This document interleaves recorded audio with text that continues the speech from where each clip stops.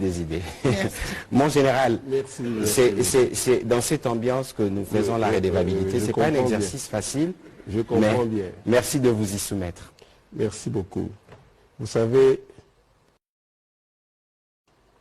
pour les grands responsables que nous sommes, c'est un mot peut-être très dur que je n'aurais pas voulu prononcer ici.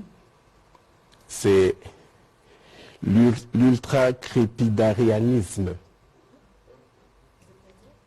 Oui. En français facile, monsieur le gouverneur. En français facile, cela signifie il faut vous informer souvent. Je ne sais pas s'il faut dire notre peuple périt par manque d'information ou parce que, en fait, les gens qui parlent, souvent, ils ne s'intéressent pas.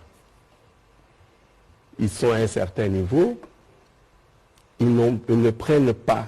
Vous savez, aujourd'hui, il y a une journée ouverte des FARDC.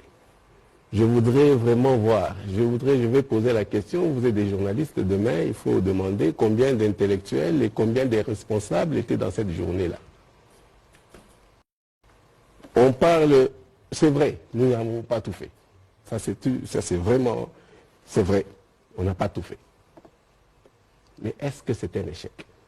Madame, aujourd'hui, si vous arrivez en Ituri, moi je vous dis que quand je suis arrivé à Bunia, 2 semaines avant, on se promenait avec des têtes de mort. Je suis sûr que le docteur, c'est un monsieur très respectable, je suis sûr qu'il ne le sait pas. Je suis parti, ma première sortie, je suis parti de Bunia pour arriver à l'hôpital, j'ai dépassé Marabo, pour arriver à l'hôpital de Niakoundé. Il n'y avait pas âme qui vive. J'ai trouvé un médecin. Et Dieu seul sait si un jour ce monsieur-là sera récompensé. Un médecin avec 3 vieilles malades à Niakoundé. Ça, ce sont des choses vécues. Vous pouvez aller le confirmer.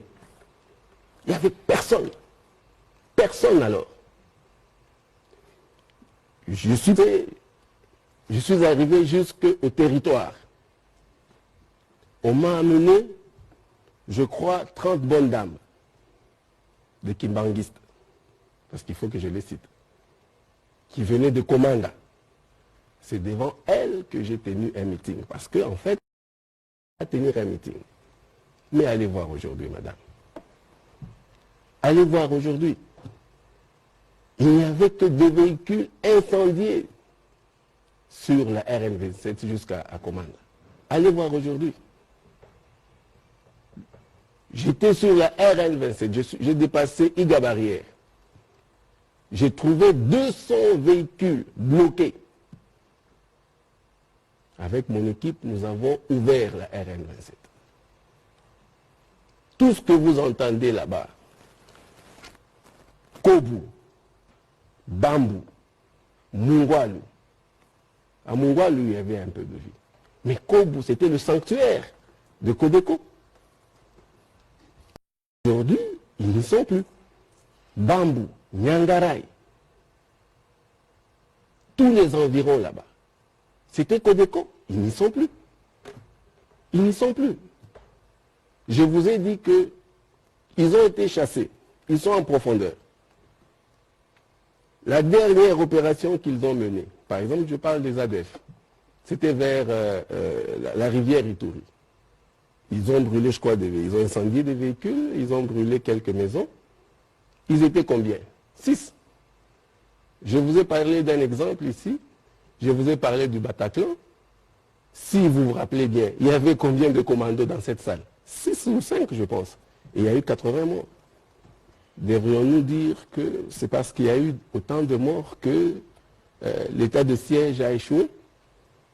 Aux États-Unis, les commandos, là, combien ont fait tomber les 2 tours? Il y a eu combien de morts? Mais aujourd'hui, vous voyez ce qui se passe. Donc, moi je pense qu'il ne faut pas tellement c'est vrai, ça fait mal. Mais nous devons être forts. Nous devons être forts et unis. Vous ne verrez jamais les autres peuples dire que non, voilà, vous savez. Oui, c'est un moment de réflexion.